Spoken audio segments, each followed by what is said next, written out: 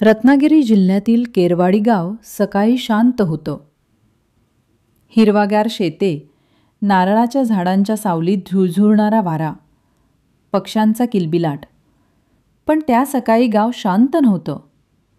सुलोचना पाटील, गावातील शिक्षक आणि मनीषाची जिवलग मैत्रीण, शाळेत गेलीच नव्हती. तिचा फोनही लागलेला नव्हता आणि गावी कुणालाच तिची भेट झाली नव्हती. गावकऱ्यांमध्ये कुजबूज सुरू झाली.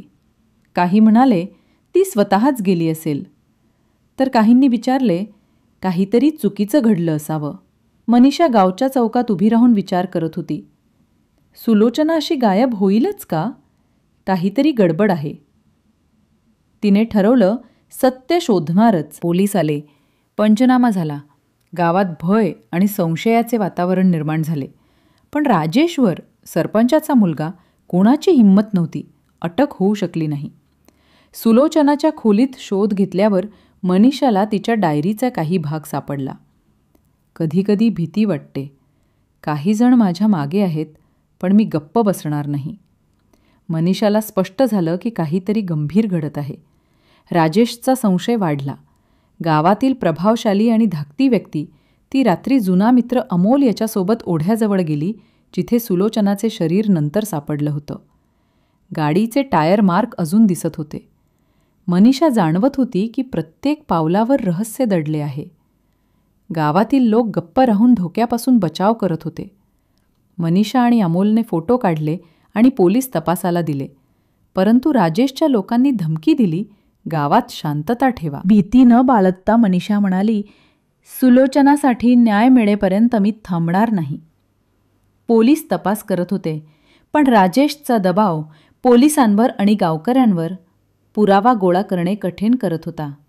मनीषा स्वतः पुरावे गोळा करत होती. डायरी, फोन लॉग, टायरचे मार्क, साक्षीदारांची माहिती. गावकऱ्यांमध्ये राजेशच्या वर्तनाबाबत अफवा पसरू लागल्या. काही जण म्हणाले, तो रात्री त्या ठिकाणी दिसला. मनीषाला हे जाणवत होतं की सत्य जवळ येत आहे, पण त्यासाठी भीती सोडावी लागणार आहे. मुंबईहून CID टीम आली. टायर मार्क आणि मोबाईल लोकेशनने स्पष्ट झाले, राजेश त्या रात्री ओढ्याजवळ होता. सर्व पुरावे त्याच्याकडे निर्देश करत होते. मनीषाला आणि अमोलला वाटलं की अटक होईल, पण अटक होण्याआधीच राजेश गायब झाला. फक्त डॅशबोर्डमध्ये ठेवलेला फोटो उरला. सुलोचना आणि राजेश गाडीच्या आत बोलताना दिसले. मनीषा गावातली चौकात उभी राहून म्हणाली, सुलोचनाचं सत्य सगळ्यांना माहीत आहे. मी गप्प बसणार नाही. ती गावातल्या साक्षीदारांकडे गेली, पुरावे गोळा केले आणि प्रत्येक टप्प्यावर सचोटीने पुढे गेली.